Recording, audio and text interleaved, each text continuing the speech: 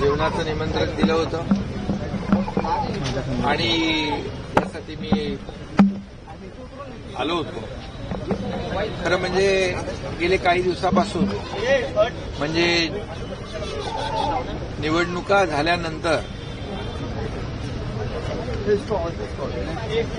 गेले 1-2 महिन्यापासूनच भेटायचं, जेवायला या, एकत्र जेवूया आणि गप्पा मारूया अशा प्रकारचं आमचं सुरू होतं. आणि त्यामुळे मी आज आलो. सगळ्यांच्या भेट होती आणि स्नेहभोजनही झालं, गप्पा गोष्टी झाल्या. बाळासाहेबांच्या अनेक आठवणींना उजाळाही दिला.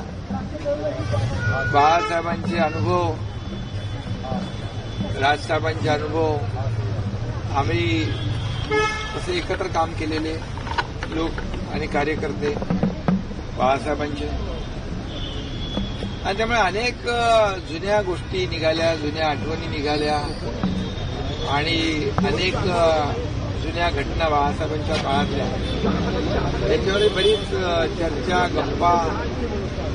आणि अशा गप्पांमध्ये एवढा वेळ कसा गेला तेही कळलं नाही. आणि त्यामुळे सनीच्या भेट होती. मला वाटतं याचा राजकीय अर्थ काढण्याची काही आवश्यकता नाही. त्याचबरोबर आज सकाळी मी मुंबईतले सिमेंट कॉन्क्रीटचे रस्तेही पाहिले.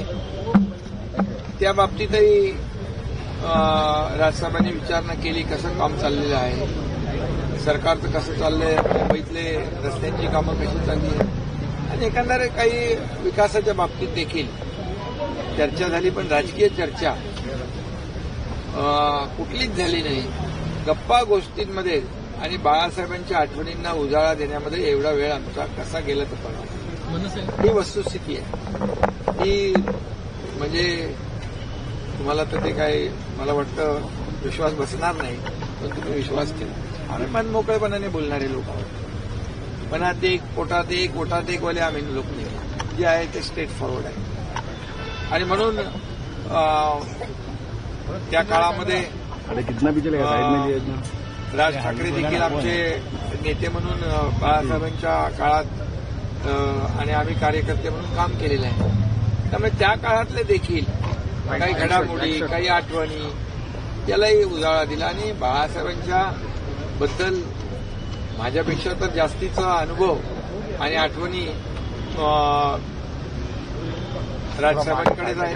आणि त्याचंही त्यांनी खूप मोठ्या प्रमाणावर चर्चेमध्ये शेअर झाला, आदान प्रदान झाला, विचार, गप्पा गोष्टी झाल्या. त्यामुळे मला वाटतं चर्चाही झाली आणि मला वाटतं यामध्ये कुठलाही राजकीय अर्थ काढण्याची आवश्यकता. CEN न्यूज, देश प्रदेश की ताजा तरीन खबरों के लिए CEN न्यूज को सब्सक्राइब करें और रहें पल पल की खबर से हर पल बाखबर।